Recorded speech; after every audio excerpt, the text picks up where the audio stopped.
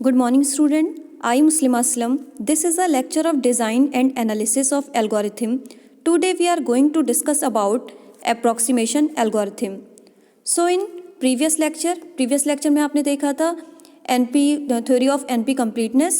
I hope आपको वो अच्छे से क्लियर हो गई हो. उसमें हमने P की बात करी थी, NP की बात करी थी और NPC की बात करी थी.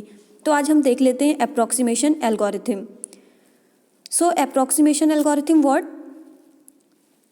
इसकी हम डेफिनेशन देख लेते हैं. Many problem are NP complete NPC which are likely to be quite hard to solve exactly.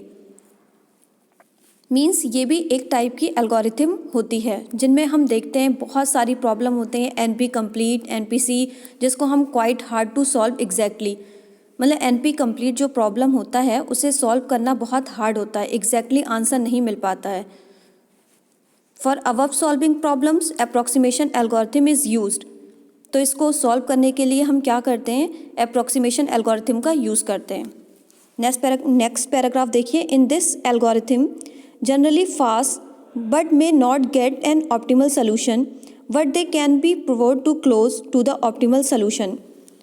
Mean जो इस टाइप का जो अप्रॉक्सीमेशन एल्गोरिथम होता है जनरली बहुत फास्ट होता है बट हमें इसका ऑप्टिमल सोल्यूशन नहीं मिल पाता है.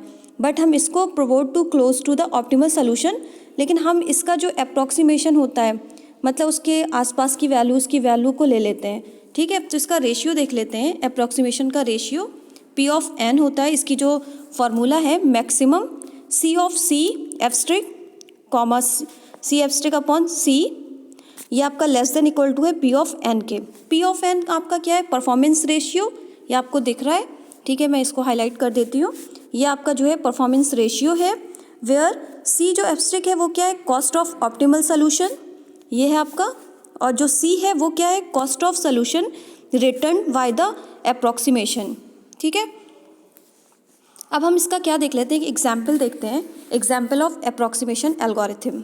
ठीक है, तो एग्जाम्पल ऑफ अप्रॉक्सीमेशन एल्गोरिथम में आप क्या देखोगे, जनरली ये अप्रॉक्सीमेशन एल्गोरिथम कहाँ यूज़ होता है, वर्टेक्स कवर और ग्राफ के लिए यूज़ होता है. ठीक है, तो इसको हम देख लेते हैं. Vertex cover of graph. Vertex cover, a vertex cover of a graph G is a set of vertices such that every edge in G is incident to at least one of these vertices algorithm. Means एक बार में हम exactly one incident पर एक बार visit करते हैं vertex को. ठीक है, जैसे वर्टेक्स को एक ही बार विजिट करोगे, वो मैं एग्जाम्पल से बताऊंगी, उससे आपको अच्छे से क्लियर होगा. इसकी एल्गोरिथम देख लेते हैं. ठीक है, कि कैसे हम कवर कर रहे हैं सारे वर्टेक्स को. तो ये इसकी एल्गोरिथम देख लीजिए. एल्गोरिथम में क्या है कि अप्रॉक्स, ये अप्रॉक्सीमेशन का अप्रॉक्स शॉर्ट फॉर्म लिया है, वर्टेक्स और कवर. तो इसके अंदर आपका क्या है, ग्राफ है G is equal to vertex और एजेस दे रखी हैं. तो इसको हमने खोला है. C is equal to empty set. C जो है वो आपका एम्प्टी सेट है. E डैश क्या है, E डैश के अंदर वो नल नहीं है, उसके अंदर E की वैल्यू है, जो एजेस की वैल्यू है वो आ रही है. वाइल लूप लगाया हमने, तो E dash is not empty do. ठीक है, वाइल डू का यूज़ करके फिर हमने ब्रैकेट ओपन किया है. तो लेट इसके अंदर हमारे पास क्या क्या है, U comma B. V any edge in E dash add हम कर रहे हैं U and B to C को. ठीक है, रिमूव किसको कर देंगे, remove from E dash all edges incident to U और B. मतलब उसको हम डॉट डॉट से दिखा देंगे या रिमूव कर रहे हैं, उस तरीके से हम दिखा रहे हैं कि कौन सी एज हमारी कवर हो रही है या कौन सी वर्टेक्स हमारी कवर हो रही है, उससे कौन सी एजेस जुड़ी हुई हैं. ठीक है, वो भी हम जब एग्जाम्पल देखेंगे उससे आपको अच्छे से क्लियर होगा. लास्ट में ये रिटर्न कर देगा और ये क्लोज हो जाएगी आपकी एल्गोरिथम. ठीक है, तो हम इसका एक एग्जाम्पल देख लेते हैं, उससे आपको ये एल्गोरिथम अच्छे से क्लियर हो जाएगी. तो नॉर्मली हमने इसका एल्गोरिथम देखा है, वर्टेक्स कवर क्या है. ठीक है, तो अब इसका एक एग्जाम्पल देख लेते हैं. एग्जाम्पल में आप देखिए मैंने ले रखा है कि अब इस एल्गोरिथम को एग्जाम्पल के थ्रू देखिए तो और भी क्लियर हो जाएगा आपको.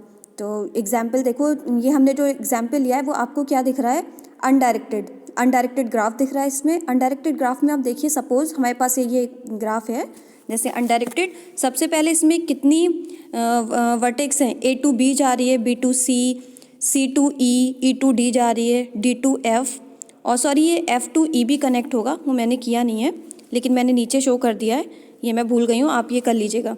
ठीक है, ऐसे ही F टू D जा रहा है, D टू G जा रहा है. आप ऐसे देख सकते हो, A to B, B to C, C to E, E to F, F to D, D to G, ऐसे कवर हो रही हैं आपकी। ठीक है, ये स्टेप 1 में है। तो हम सबसे पहले क्या कर रहे हैं कि सी जो है, सी इज अ वर्टेक्स कवर। सी क्या है आपका, सी जो है वो वर्टेक्स कवर है। तो इसको हम सबसे पहले देख लेते हैं कि जो आपका वी है, वी जो है वो सी से कनेक्ट है। तो हमने सी को वर्टेक्स कवर मान लिया।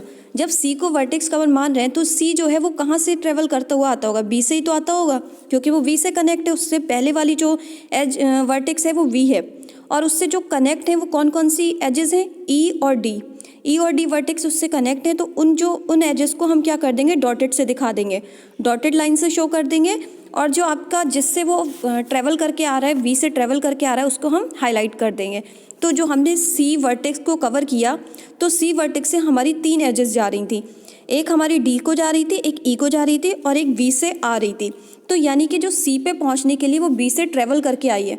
तो जब वो वी से ट्रेवल करके आई है कुछ इस तरीके से, वी से ट्रेवल करके आई, तो वी को हमने हाईलाइटेड कर दिया है। और वी जब ट्रेवल करके आया तो बी के जो बी से जो पहले जो भी प्रीवियस वर्टेक्स होगी वो भी आपकी डॉट डॉट होगी।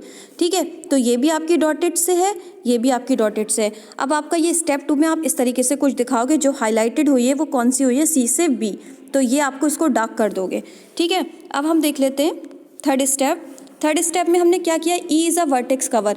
अब हमने ई को ले लिया है, तो ठीक है, हमारा ग्राफ कुछ इस तरीके से था। अब हमने ई को वर्टेक्स कवर मान लिया है, तो ई लेंगे। अब ई से कौन कौन सी एजेस जुड़ी हुई हैं, ई तो सी से आया हुआ है, तो ई तो पहले से ही हाईलाइटेड था, जो सी से ई था। बट ई जो है वो किससे आया है, एफ से आया है, क्योंकि 2 उसकी जो हाईलाइटेड थी वो एफ थी। मैंने आपको बताया था स्टार्टिंग में कि सबसे पहले जो आपको मिल रही है A to B, B to C, C to E, E to F, F to D जा रहा था, डी टू जी जा रहा है। तो यानी कि ये तो आपकी पहले से हाईलाइटेड, ये तो हाईलाइटेड हो गई, और ये तो जब था ये आपकी डॉटेड थी, और जो ई था सी को इसने भी डॉटेड कर दिया है। तो अब उसके पास 2 ही तो बची, यानी कि यहाँ से वो आ रहा है, उसको ये मिल रही है, तो ये इससे कनेक्ट है, तो ये डार्क कर देंगे हम, और ये डॉटेड कर देंगे। ठीक है, तो ये डॉटेड कर देंगे, तो हमारे पास क्या मिलेगा, जो हमने ई को कवर किया, तो ई से डी जाने पे उसने डॉटेड लाइन से शो कर दिया, और ई जो एफ से ई जा रहा था उसने उसको हाईलाइटेड कर दिया। ठीक है, वो कुछ इस तरीके से आपको दिख रहा है। और डी क्या है, वो जी से, डी तो जी से जा रहा था। अब हम क्या करेंगे, लास्ट जो आपका स्टेप 4 है उसमें क्या करेंगे, जी इज़ अ वर्टेक्स कवर। अब जी को वर्टेक्स कवर कर लेंगे। जब जी को वर्टेक्स कवर करेंगे, जी से तो कोई एजेस जा ही नहीं रही है, जी जनरली किससे ट्रैवल करके आ रही है, डी से, तो ठीक है, उसको हाईलाइटेड कर देंगे। तो इस तरीके से आपका ये एग्जाम्पल मैंने समझाया है, जिससे आपको एल्गोरिथम अच्छे से क्लियर हो गई होगी कि कैसे एक वर्टेक्स को कवर करते हैं। तो उसके जो जिस एज से वो आता है, यानी कि जिस वर्टेक्स से वो आता है, तो उसको हम क्या करते हैं, हाईलाइट कर देते हैं, और जो वो जिधर जा रहा है उससे जो वर्टिसेस या एजेस जो उससे निकल रही हैं उनको हम डॉटेड से दिखा देते हैं। तो इस तरीके से हम लिख के दिखा देते हैं। सबसे पहले हमने कवर कौन सी एज की, सी की, तो सी किससे कनेक्ट थी, वी से, तो वी सी लिख लेंगे। इस तरीके से हमने ई कवर की, ई एफ से थी, तो ई एफ का भी हमने कवर कर लिया। फिर हमने जी वर्टेक्स को लिया, जी वर्टेक्स के साथ कोई एजेस जा ही नहीं रही थी, जी डी से कनेक्ट थी, यानी कि जी जो डी से ट्रेवल करके आ रहा था उसको भी हाईलाइट कर दिया। तो कुछ इस तरीके से आपका डायग्राम दिखेगा आपको। ठीक है, तो आई होप आपको ये अप्रॉक्सीमेशन एल्गोरिथम अच्छे से क्लियर हो गई होगी। तो नेक्स्ट लेक्चर में हम क्या जो आपका लास्ट टॉपिक बचा है वो बचा है रैंडमाइज्ड एल्गोरिथम, तो उसको भी क्लियर कर लेंगे। ठीक है, तो आज के लिए इतना ही। Thank you so much student.